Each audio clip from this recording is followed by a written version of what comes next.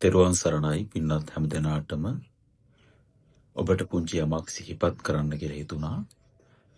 අද වර්තමානයේ බොහෝ ඇත්තන් අවිශ්වාස කරන දෙයක් තමයි මේ දෙවියන් පිළිබඳව වැරදි වැටහීම් ඇති කරගත්තු මිනිස්සු ඕනෑතරම් අද සමාජයේ ඉන්නවා. ඒට මූලිකම හේතුව තමයි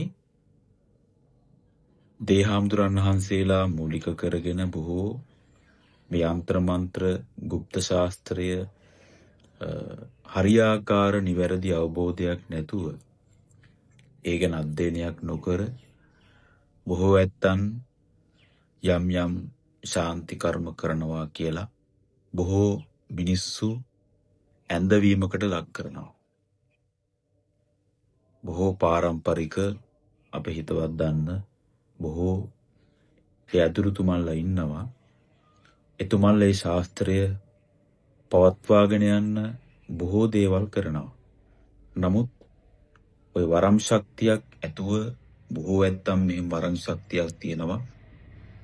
ගම්බාර සූනියන් දේහාමුදුරුවන්ගේ වරමක් තිබෙනවා, කාලි මෑණියන්ගේ වරමක් තිබෙනවා, පත්තිනි මෑණියන්ගේ වරමක් තියෙනවා කියලා ආදි වශයෙන් දෙවියන්ගේ නාමය මූලික කරගෙන බොහෝ පුද්ගලයන් මිනිස්සු මුලා කිරීමකට ලක් කරනවා.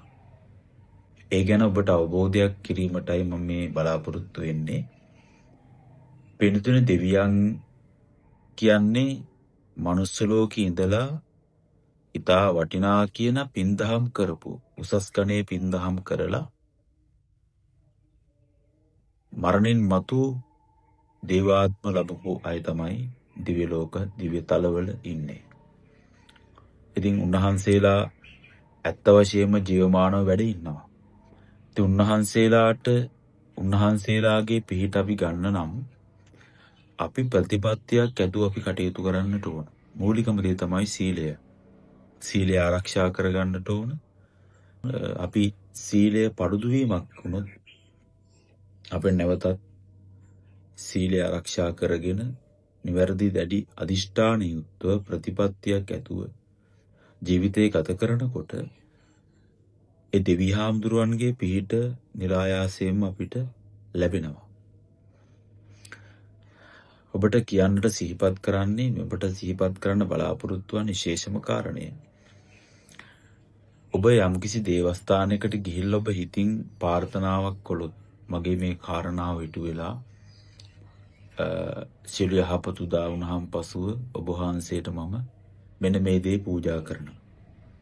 පළතුරු පූජාවක් හෝ පොල් තෙල් බෝතලයක් විහාරස්ථානයට හෝ යම්කිසි ඉදිකිරීම් කටයුත්තක් හෝ සාදා දෙනවා කියලා ඔබ පොරොන්දුවක් වෙලා ඒ කටයුතු සාර්ථක වුණාන් පස්සේ ඔබ ඒ පොරොන්දු ආකාරයට මේ දේ ඉටු කරනවා. එහෙම ඔබ හිතින් ප්‍රාර්ථනාවක් වෙලා එහෙම දෙයක් හිතුවාන් පස්සේ ඔබටම වැටහෙනවා දෙවියන් කියලා කියන්නේ ගොඩක් බලවත් පිරිසක්. මොකද අපේ හිත පවා උන්වහන්සේලාට පේනවා. අපි හිතන සිතුවිලි පවා උන්වහන්සේලාට පේනවා. ඒ නිසා බාහිර ස්වરૂපය නෙවෙයි දෙවියන් දකින්නේ, වැඩි වශයෙන්ම පිළිගන්නේ ඇතුළාන්තය. ඇතුළාන්තයෙන් යහපත් දෙයක් ඔබ හිතුවොත් ඔබට නිරායාසයෙන්ම දෙවියන්ගේ පිහිට කරුණාව ආශිර්වාදය අනිවාර්යයෙන්ම නිසැකයෙන්ම ලැබෙනවා.